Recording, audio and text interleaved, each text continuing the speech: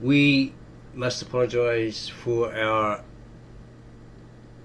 former video being so short. We believed that someone was coming onto the property with crutches, walking crutches, but it turned out to be the surveyors. So we are going to continue from where we left off in the previous video.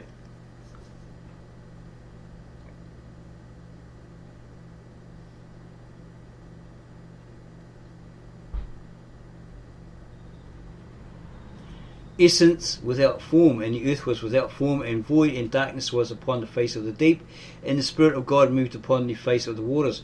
Genesis 1:2. The earth may have suffered some catastrophic disturbances as a result of inner stresses such as volcanic eruption and earthquakes. The surface of the moon reveals such marks of volcanic disturbances.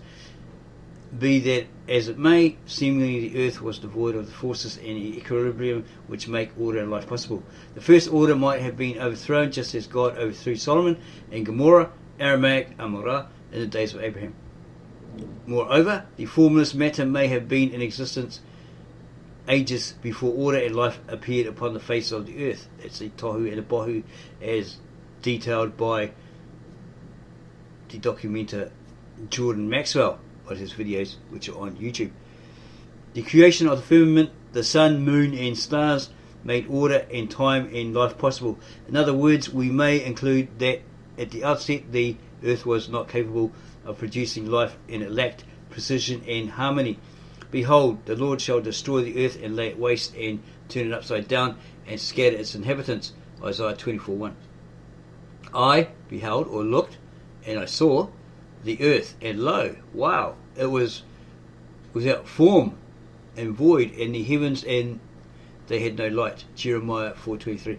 We actually remember possibly Jordan Maxwell saying that he had this vision that of what the earth was. It was all lush, plentiful, etc. And these people on there, happy as, enjoying life. They did something wrong and then God destroyed it. Destroyed them. And then everything was bohu tohu, covered in water, desolate and darkness, etc. Until he decides to create Adam and Eve, and then tells them replenish the earth, increase, multiply, replenish the earth, etc. In other words, means starting over again, but we don't know if that's actually correct looking at this. According to Jeremiah 4:23, the Aramaic word yath means essence, being, existence and substance. Hebrew is eth, the Greek is alsia, and English it, implying the origin or substance of a thing. According to the Eastern text, God first created the essence of the heaven and the earth in physical or the material form, and order came later. This indicates that the essence of heaven and earth existed from the very beginning. God was always manifested through his spiritual creations, out of which the terrestrial creations came into being. It's probably the heavenly, the universal, up in the night sky, etc.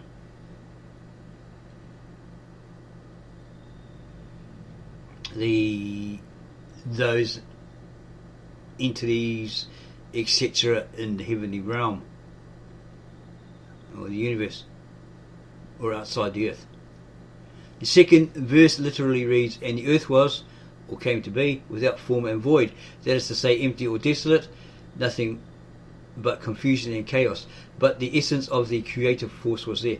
The Aramaic to, opbo, Hebrew boho, and Arabic bahiyya means emptiness. That is empty of form but not lacking in essence. The essence is spiritual, eternal and indestructible, but the form is changeable, temporary and destructible, and depends on the essence which governs it. So that's why we don't agree with Jordan Maxwell's bohu and tohu. There's people on the earth, according to Jeremiah, everything was lush, they were happy, and then it got destroyed for whatever unknown reason. Light. And God said, let there be light, and there was light, Genesis 1:3. Bahra, shining. Light in this instance means enlightenment. That is the light in the knowledge of God and moral law. Darkness in Aramaic is symbolical of ignorance, superstition and evil. For many centuries man felt the presence of God or of a great governing force, but he knew little or nothing about his being, the natural forces around him, and the moral law. The author of Genesis tells us that the sun was created on the fourth day, and yet there were evening and morning on the previous days. Thus, first day or second day means a unit of time, or a period based on the then 7 known planets. The sun was created on the fourth day after the trees and grass were created. So, as we were saying earlier in a previous video, Euma in the original ancient Aramaic, Lishana Artika Cypraea, the sacred scribal language of God, is translated as immeasurable period, era, eon, age, time, or day with capital D. So it's any great length of time because nobody was there to record when did God start, when did God finish his creation work, right? They couldn't like wake up in the morning and say God started at 9 o'clock, finished on the following Saturday at 9:05, right? In the month and the year and everything like that. So this guy Sasi, who says all the creation was done in 4000 BCE, is probably incorrect. If the pre-Egyptians who built those base mounds, prototypes to the Egyptian pyramids, did it 2000 years, right? In 2000 BCE or whatever, or that period of time before Sasi's supposed date, where he says, this is the year, this is the month, this is the day, the time, etc. Words to that effect. For many centuries man felt the presence of God or of a great governing force, but he knew little or nothing about his being, the natural forces around him, and the moral law. The author of Genesis tells us that the sun was created on the fourth day, and yet there were evening and morning on the previous days. The first day, first day or second day, means a unit of time, or infinite space, right? Because there was no time as such. Or a period based on the then 7 known planets and their evolutions, their revolutions, their cycles, right? The sun was created on the fourth day after the trees and grass were created. Then again, we must remember that the early man knew nothing about our present calendar of 365 days. Apparently this was invented or shortened to 365 days, so many months, a year, by the Egyptians.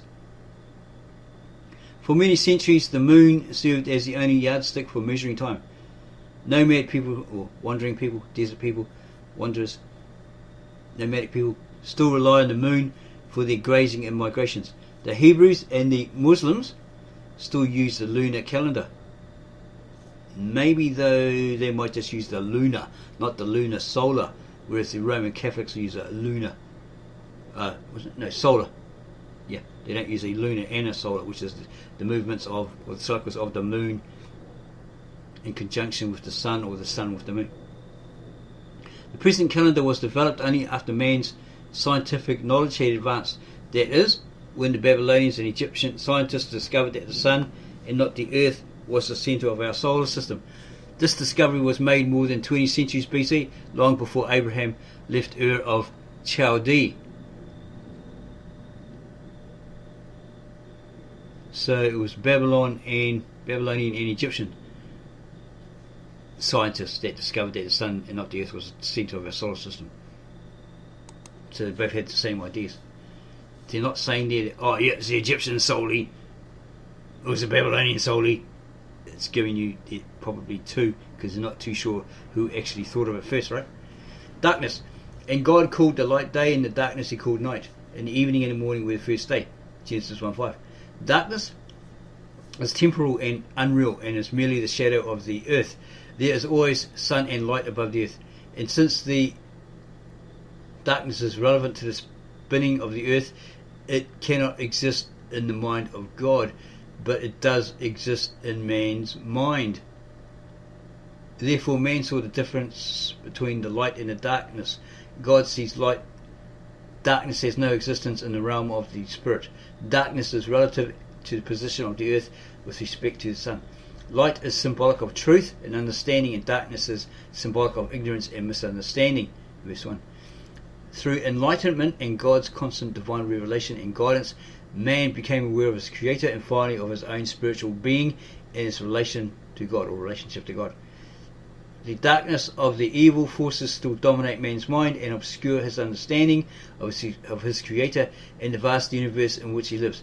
But in due time the darkness or the evil forces will be conquered by the light of God, the understanding of the spiritual man and the spiritual universe. Firmament. And God made the firmament and divided the waters which were under the firmament from the waters which were above the firmament, and it was so. Genesis 1:7. The Babylonians and the Assyrians knew that the air in the firmament and the water in the sea and upon the land were of the same essence or nature. The water in the firmament is thinner or finer than the heavy water in the seas. This division is only relevant to the human mind and human eye. There is also another division, that is of ether and the air. God's work was always perfect, but difficult to understand. But man's quest for knowledge has revealed many of its secrets. This is because man, being the child of God and made in his image and likeness, has power to analyse and understand all things round about him and above him. Man's knowledge comes from God. That is, God works through him. Vegetation, seeds and trees. And God said, let the earth bring forth grass, the herb yielding seed, and the fruit tree yielding fruit after his kind, whose seed is in itself upon the earth. And it was so. Genesis 1:11. Vegetation, plants and trees were created before the seeds thereof. The plants and trees grow and reach perfection in order to develop the product. Perfect seeds. So that would define that age-old, millennium, century question, what came first, the chicken or the egg? The chicken. Okay, according to the scriptures, it was the chicken that came first. And then it laid an egg, and then more chick hens came to be, and then those chick hens got with roosters, and then they laid more eggs, and so forth.